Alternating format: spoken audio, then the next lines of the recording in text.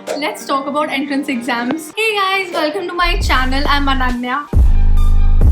If you're new here, please subscribe. I hope all of you guys are staying home and staying safe. So I'm back with another highly requested video. I was getting a lot of comments regarding entrance exams, how to prepare for them, what is the syllabus. So I thought I'll make a separate video to talk about these entrance exams. So today I'm going to be talking about CUCET, DUJAT and the IPMAT exam because these three are the ones I am mainly focusing on. So I have more information about these entrance exams only. So let's get started.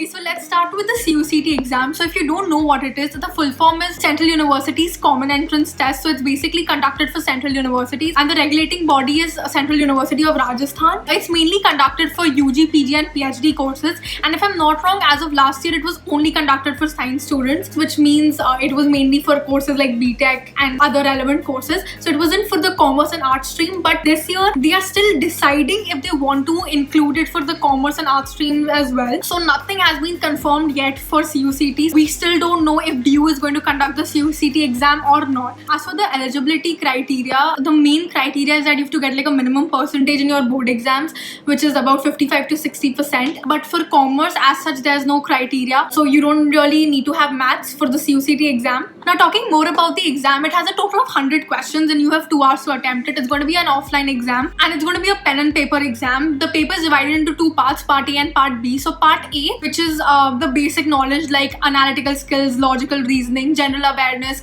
English and general knowledge, general aptitude. That is the part A. And part B, which was mainly for the science stream, it had compulsory physics and chemistry, and then you had to choose between attempting maths or biology depending on what you've chosen, if you've chosen PCM or PCB. So for the commerce and arts stream, no guideline has been announced as such because it's not yet sure if the exam is going to be conducted also or not. So we don't know if there's going to be a subject test for our streams as well. But as of now, if you had to study for the CUCET exam, the main focus has to be on part A, assuming that our entire exam is going to be of 100 questions, which will include questions only from part A, that is logical reasoning, analytical skills, English, etc. So that's about the CUCET exam. There's not much to discuss क्योंकि अभी तक confirm ही नहीं हुआ है CUCET का. So there is absolutely no guideline for us. So this is a basic outline of the exam, and if you're planning to study for the CUCET exam, you can refer to these topics and just study for them. Also, if the CUCET happens for Delhi University, your entire admission process will not only be based on the entrance exam. There's going to be a weightage of the board marks as well as the CUCET exam. Most probably it will be a 50-50%, but again, nothing is guaranteed. There is no information about that as well. Now let's talk about the DUJAT exam, which is again conducted for the Delhi University only. DUJAT is conducted for 3 specific courses, which is BMS, that is the Bachelor's of Management Studies. The second one is a BBA, which is the Bachelor's of Business Administration. And the third one is BA Honours in Business Economics, which is BBE. For DUJAT, yes, you do require maths. Maths is a compulsory subject. You should either have it in your optional subject as a 6th subject or 5th subject. As for the eligibility, again, it's the same. It's a bare minimum percentage of 55 to 60% in your 12th grade board exams. There is weightage given to the entrance exam and board marks for the admission process. 65% weightage is given to the entrance exam and 35% weightage is given to your board marks. Talking more about the entrance exam, it has a total of 4 sections. The first one is quantitative ability, the second one is reasoning and analytical ability, the third one is general English, and the fourth one is business and general awareness. So these are more commerce oriented streams like business awareness and stuff. So there are a total of 100 questions and the total marks for the exam is 400. So one question is of 4 marks. It is an MCQ based exam only. Again, the duration is 2 hours and there's also a negative marking of 1 mark for every wrong answer. As I mentioned, the 4 sections, each section has 25 questions. Now the syllabus for quantitative ability, I'm going to put a picture here, but the main chapters are like number system, ratio and proportion, time and work, speed, distance, time, averages and percentages, geometry, lines, angles, trigonometry. So basically your 10th, 11th, 12th ka syllabus is covered in DUJAT. For general English, it's not, I wouldn't say it's very tough. It's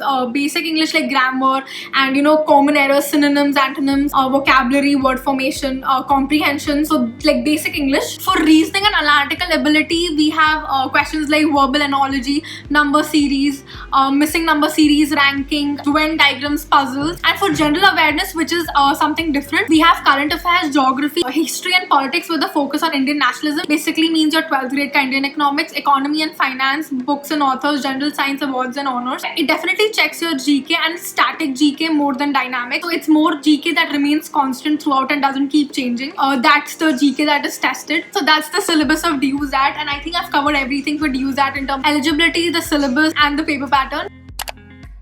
Okay, so for both the exams, that is CUCET and DUJAT, no date has been announced and no application form has been released yet, because the problem with these exams is that you have to give the exam on the center, like you can't give an online test at home. So if the board exam does not happen, there's a high possibility that these exams cannot be conducted either. क्योंकि अगर board नहीं हुआ तो obviously a person cannot go and give the entrance exam as well, and that's the reason no forms have been released as such. Although a tentative date has been given for DUJAT, that is September, but again absolutely nothing is confirmed right now. We don't know if DUJAT is going to happen because it happens every year, but as for CUCET we have absolutely no idea if it's going to happen or not, क्योंकि अगर board exam ही नहीं होगा तो CUCET भी नहीं conduct कर सकते. So maybe they'll look for an alternative, or we just have to wait and watch what will happen. Okay, so the next entrance exam is for the IPM course, which is at 5 colleges. I am Indore, I am Rohtak, I am Ranchi, I am Bodh Gaya, and I am Jammu. These are the 5 colleges that give the course of IPM. If you don't know what IPM is, it's basically a 5-year integrated program in management. So basically they're giving you a dual degree of BBA plus MBA. So 3 years of BBA and 2 years of MBA. You can get done with your PG, UG all together. Now the entrance exam for this is IPMAT and JIPMAT. For I am Indore and Ranchi, I think it is the same exam, IPMAT. For I am Rohtak, there's a separate IPMAT, and for I am Bodh Gaya and I am Jammu, there's JIPMAT. So total of 3 exams you want to apply to all the colleges. You have to give 3 separate exams, and every exam has a fees. As for the eligibility, a lot of people were asking if maths is compulsory or not. So luckily they have removed the criteria of having maths in 11th and 12th grade for giving the entrance exam. But obviously someone who has maths would have an edge over someone who does not, because a non-math student would not be very comfortable with quantitative ability questions. Obviously it's not impossible, but it just makes things tougher. So if you have maths, it just makes the exam a little more easier for you. But as for eligibility, you do not require math, and otherwise again it's the same eligibility criteria. You have to get a minimum percentage of 60. But the thing is that the higher percentage you get, the more likely you are to get into the college, because there are different points for someone who gets a 60% to someone who gets a 90%. So someone with a 90% has a more chance to get into the college. It's not just the entrance exam you give that's important. There's a VAT test as well. There's a personal interview, the entrance exam, your board marks, gender diversity, everything is calculated when they're giving you admission. So the admission procedure is much longer for IPMAT because they consider a lot of things, and there are a lot of different tests you have to give. We're talking about the syllabus of the exam. So all the 3 exams have quantitative ability QA and verbal ability VA, but the only difference is that in I am Rohtak and as well as the JIPMAT exam, which is for Bodh Gaya and Jammu, there's also logical reasoning. But for I am Indore and Ranchi, which is one exam,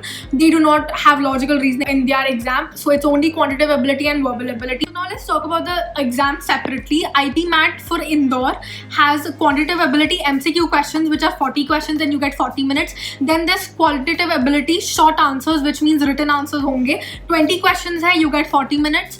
And then we have verbal ability, which again has 40 questions MCQs and you get 40 minutes. Now I'm going to put the syllabus here, but the main chapters again for quantitative ability are number system, ratio proportion, averages, percentages, mixtures, allegations, and ratio proportion, time, speed, distance. It's the same syllabus. It's just that the questions are a little higher level here. And for English again, antonyms, synonyms, analogies, comprehensions, errors, etc. So this is mainly the syllabus. Now for IPMAT Rohtak specifically, there are total of 60 questions in section 1, which again it's MCQ only, and we have quantitative ability, logical reasoning, and verbal ability. Total of 45 minutes are given to solve 60 questions. And for section 2, which is the written ability test, there's a short essay that you have to write on a given topic, which is about 1000 characters or 250 words, and you get 30 minutes to write that essay as well. And the syllabus again is same for quantitative ability and verbal ability. And for logical reasoning, it is inferences and judgments, a logical sequence and series, coding, arrangements, binary logic, blood relations, etc. So that whenever you buy a book, you will basically have all the types of questions in that. So that's the syllabus for I am Rohtak. Now for JIPMAT, which is the joint integrated program aptitude test for Bodh Gaya and Jammu, there are 4 sections. The first one is quantitative aptitude, the second one is data interpretation and logical reasoning,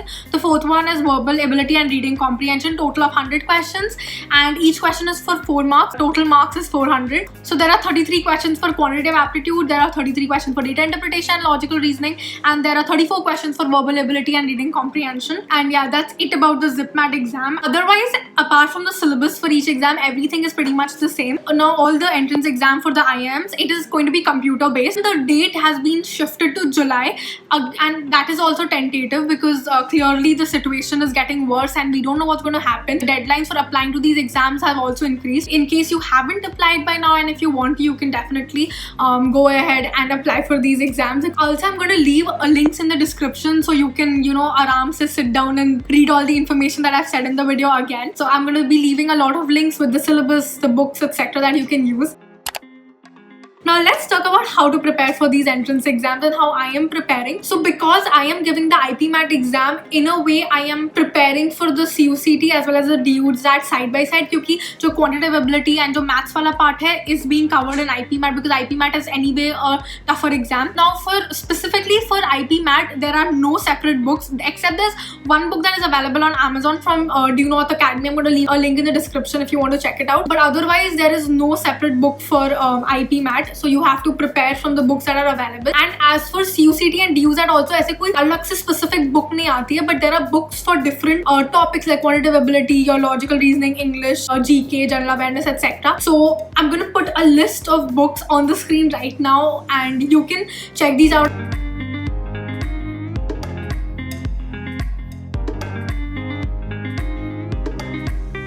These are the books that are usually recommended by teachers and online resources, etc. If you have someone in contact who can deliver the books online, you can just tell them the best books for entrance exams and they will suggest you books of Arihant, R.D. Sharma, etc. Otherwise, the list of books I've said, I'm going to leave all the links in the description. You can buy the books from Amazon. Hopefully, Amazon will be delivering in your area. By chance, the books are not being delivered or you cannot just get access to books, you can definitely refer to online resources. You can refer to YouTube channels. These are the YouTube channels I have referred to as of now. Now talking about how I am preparing for the exams right now. So I've started preparing for IPMAT and these are the books I have right now. Yes, they are the books for CAT. Actually, my brother is in IIM right now and he had given the CAT exam. So I have these books at home already. And obviously you must be wondering that CAT is a tougher exam, so why am I preparing from that? So the thing about these books is that the syllabus is exactly the same for IPMAT and CAT. And also in this book there are 3 levels of difficulty. So LOD 1, 2, 3. Level of difficulty 1 is basically the level of questions that is asked in the IPMAT exam. So that's the reason I'm preparing from these books. So I am only started preparing for quantitative ability and verbal ability right now. I haven't really started preparing for the other exam like DUJAT and CUCET, general awareness and current affairs, etc., which I have to start studying because I'm not the best at current affairs, etc. But I haven't started yet. I am hopefully going to start soon. But whenever I will start studying for that, I will obviously mention it in my study vlogs. Yeah, that's about the entrance exams and the books you can use to prepare. I hope you found some valuable information till now.